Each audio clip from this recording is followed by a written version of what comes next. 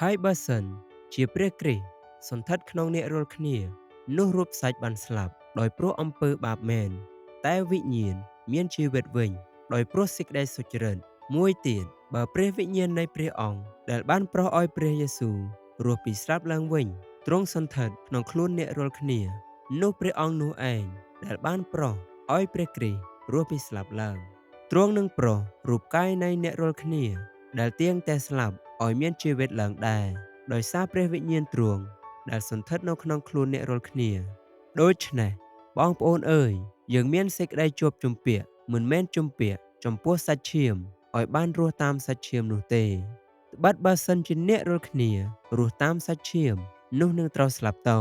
តែបើសម្លាប់អំពើរបស់រូបសាច់ចេញដោយសារព្រះវិញ្ញាណនោះអ្នករាល់គ្នានឹងបានរស់វិញអ្នកណាដែលបរិភោគខ្ញុំអ្នកនោះនឹងរស់ដោយសារខ្ញុំដូចជាព្រះវរបិតាដ៏មានព្រះជន្មរស់ទ្រង់បានចាត់ឲ្យខ្ញុំមកហើយខ្ញុំរស់នៅដោយសារទ្រង់ដែរនំប៉័ងនេះជានំប៉័ងដែលចុះពីឋានសួគ៌មកជាពិតមិនមែនដូចជាពួកឥយ្យករអ្នករាល់គ្នាបានបរិភោគនំម៉ាណាហើយក៏ស្លាប់ទៅនោះទេគឺអ្នកណាដែលបរិភោគនំប៉័ងនេះនឹងរស់នៅអស់កាលជានិច្ចវិញព្រះយេស៊ូវទ្រង់មានបន្ទូលទៅគេម្ដងទៀតថាខ្ញុំជាពន្លឺលោកីអ្នកណាដែលតាមខ្ញុំនោះមិនដែលដើរក្នុងសេចក្តីងងឹតឡើយគឺនឹងមានពន្លឺនៃជីវិតវិញ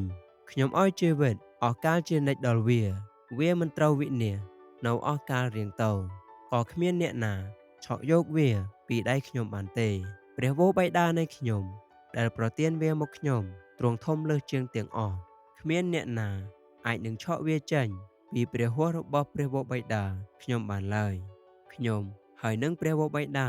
គឺតែមួយព្រះអង្គទេត្បិតដែលព្រះវរបិតាទ្រង់ប្រោសមនុស្សស្លាប់ឲ្យមានជីវិតរស់ឡើងវិញយ៉ាងណានោះព្រះរាជបុត្រានឹងប្រោសដល់អ្នកណាដែលទ្រង់សពព្រះハរតីក៏យ៉ាងដូច្នោះដែរត្បិតឈ្នួលរបស់អំពើបាបនោះជាសេចក្តីស្លាប់តែអំណោយទាននៃព្រះវិញគឺជាជីវិតដ៏នៅអស់កាលជានិច្ចដោយព្រះគ្រីស្ទយេស៊ូវជាព្រះអង្គម្ចាស់នៃយើងរាល់គ្នា